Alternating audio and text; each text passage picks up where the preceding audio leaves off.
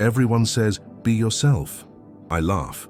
What they really mean is, be like us, but with the illusion of autonomy. Today, the average man competes desperately, begs for attention, fights for space like a starving dog pawing for crumbs of approval. The more he tries to please, the more predictable he becomes, the cheaper he makes himself. But listen carefully. True power does not lie in entering the game. It lies in not needing to play it. The strong man does not lower himself. He does not offer himself. He does not beg. He exists as a presence that disturbs precisely because he refuses to submit to the craving for validation. And it is this mystery that makes him irresistible. If you cannot stand to hear this, leave now. This video is not for those who still beg for emotional scraps. But if you have courage, like this video, subscribe and continue with me. Because here I do not offer comfort, I offer a crown. The world is flooded with the predictable, men who send too many flowers, too many messages, too many compliments like emotional servants before an empty throne. Predictability kills desire. To be deciphered is to be discarded. The man everyone understands, no one fears. The man everyone deciphers, no one respects. The true prince, as Machiavelli would say, reigns by enigma, not by explanation. It is in mystery that desire dwells. A woman does not fall in love with an open book, but with an unfinished work, with a riddle that cannot be solved, with a presence that does not beg to be read.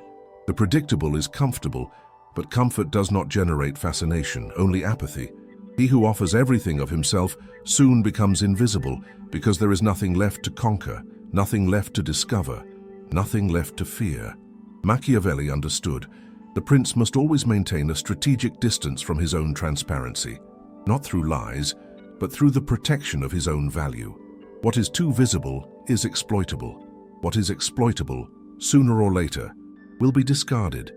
So this is not about coldness, but about selective intensity. Human beings do not connect to normality. They connect to what disturbs them, what makes them oscillate emotionally. It is contrast that leaves a mark in memory.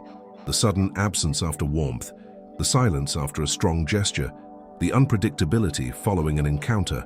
Intense emotions, not lukewarm stability, are the anchors that plant your image in her mind. The modern prince does not offer routine. He offers vibration. He understands that attachment does not spring from comfort, but from the emotional excitement of never knowing exactly what will happen next.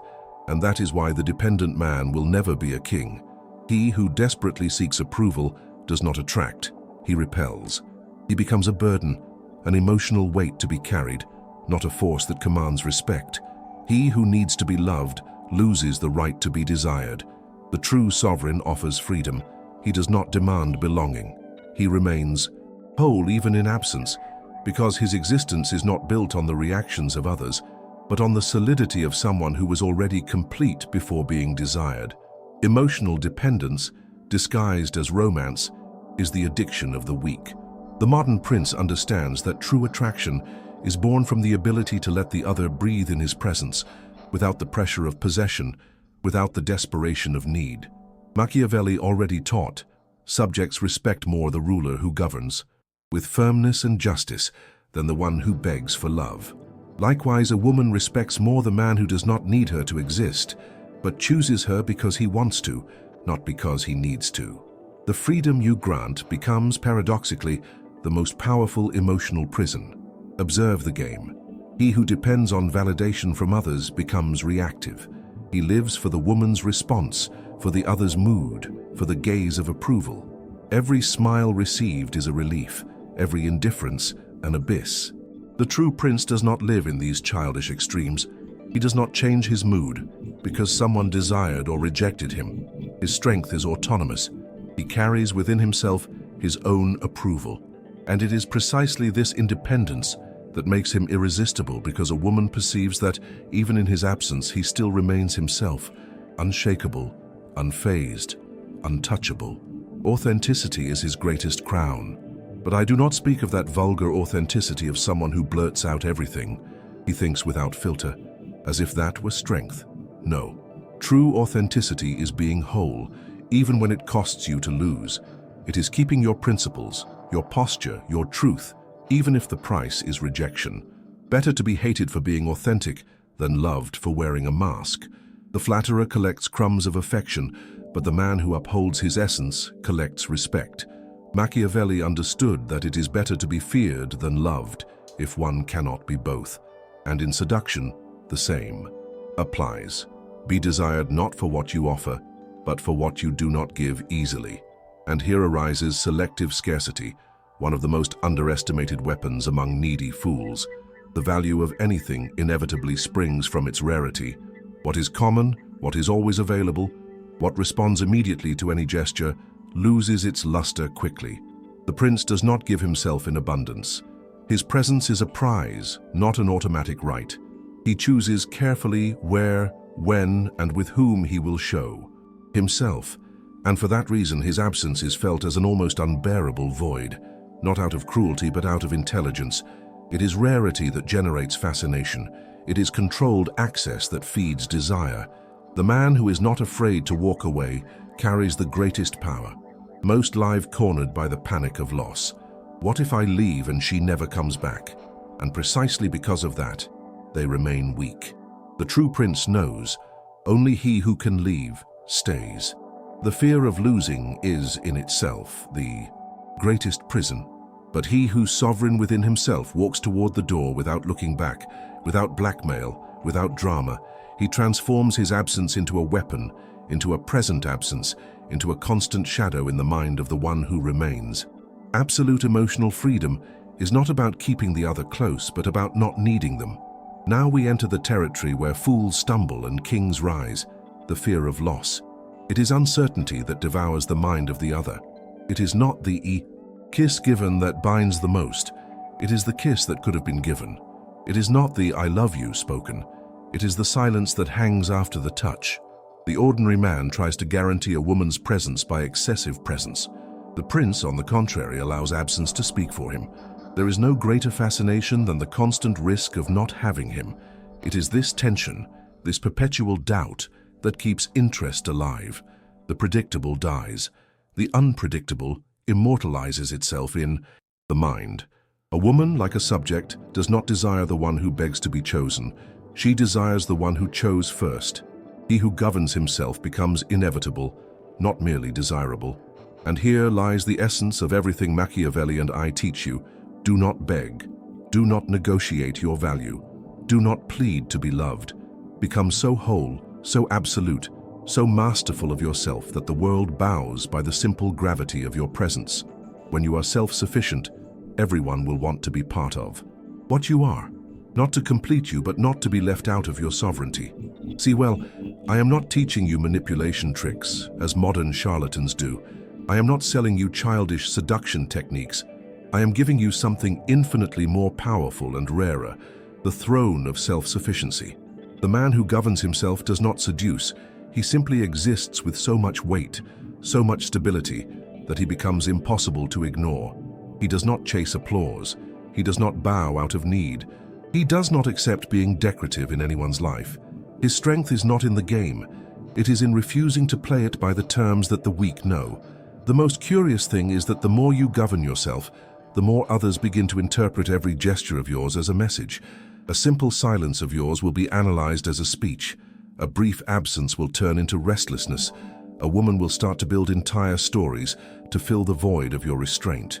And each time you do not react, do not explain yourself, do not try to please, her fascination will grow, not because of your kindness, but because of your strength in being ungovernable.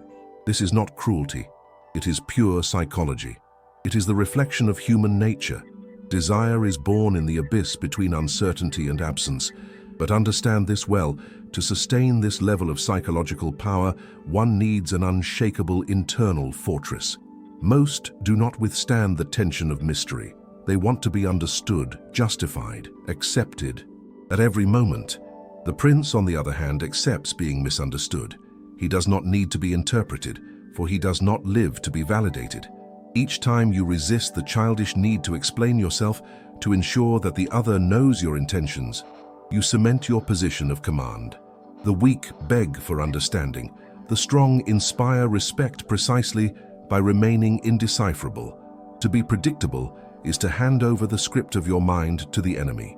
It is to provide for free the manual of your soul so the other may press your buttons whenever they wish.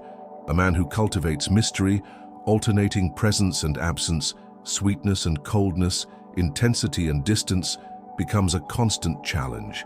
He is not an easy solution, not an obvious prize. He is an existential provocation, and that is why he lingers in the woman's mind, even in absence. What is understood is quickly overcome. What remains indecipherable remains desired. And here, finally, emerges the supreme art, the renunciation of the need to control the other. The true prince does not seek to dominate a woman, he dominates himself, and that is enough. He who tries to control others' feelings reveals insecurity. He who only governs his own spirit generates natural attraction. His presence does not suffocate, does not demand, does not beg. It simply hovers, like a gravitational force. And the more freedom he gives, the more his absence haunts. Because freedom offered with strength does not liberate, it addicts. Many, when they hear this, panic. But what if she distances herself? What if she forgets me? These are the thoughts of emotional servants. He who fears being abandoned is already submissive. The true prince knows. A woman may leave, but his absence will never free her from his memory. Because he did not leave behind lukewarm memories, he left marks. Marks that do not fade with time, because they were not built on need, but on controlled tension, on the fascination of the unspoken, on the weight of selective presence. This is the love of the strong, that which does not beg to exist. I tell you, the modern world has turned need into a virtue and dependence into romance. They preach that showing everything is honesty, when in reality, it is desperation disguised as sensitivity. The strong do not need to lay their heart bare at every moment. The strong feel, but they govern what they feel. They decide what to expose and what to keep locked in their inner fortress. For they know that every gratuitous exposure is an invitation to manipulation. It is not about hiding fragilities, but about not offering them as weapons to the first passerby. And the more you build this sovereignty, the more the game inverts. Now it is no longer you who fears being chosen or abandoned. It is others who fear losing access to you. You become a scarce commodity, a privilege, a moving enigma. The weak beg for affection, the strong receive loyalty, for loyalty does not spring from desperate love, but from unquestionable respect. And respect in this world saturated with needy souls belongs only to those who dare to be complete without anyone. It is at this exact point that true desire is born, not from attachment, but from admiration for what cannot be controlled.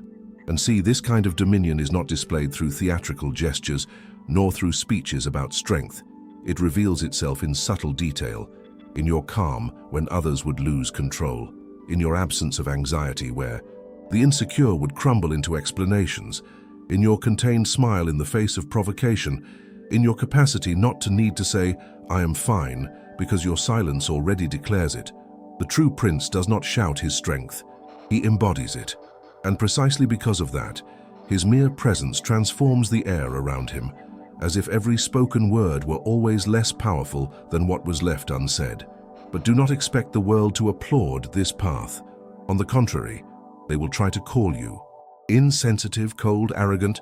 Those are the voices of emotional slaves who cannot stand to see someone who does not beg for what they do. Let them speak, because he who governs himself does not need defenders. His strength dispenses with lawyers. The prince walks alone, not because he rejects company, but because he does not need it to exist. And because of that, when someone does walk with him, they do so by choice, not by obligation. And that, my friend, is the only true form of love and respect that exists. Now listen closely to what few have the courage to say. Everything I have described here is not a game of conquest. It is an identity transformation. You do not do this to attract a woman. You do this to cease being small. Because the man who masters himself, who reigns over his own emotions, over his impulses, over his childish needs for validation, becomes automatically desirable. Not because of his techniques, but because of his rarity. In a world full of emotional slaves, the sovereign man is an almost mystical vision. He does not seek to be loved, he is inevitable. If you have reached this point without fleeing, without taking offense, without seeking excuses, congratulations. You do not belong to the crowd of the fragile. You belong to the lineage of those who are ready to govern themselves. Now, like this video, subscribe to the channel, and share it with those who need to awaken from this emotional servitude disguised as love. There is no greater freedom than being complete within, and there is no stronger attraction than the silence of a man who has already chosen himself. The prince does not compete. He reigns. He always has. And now your time has come.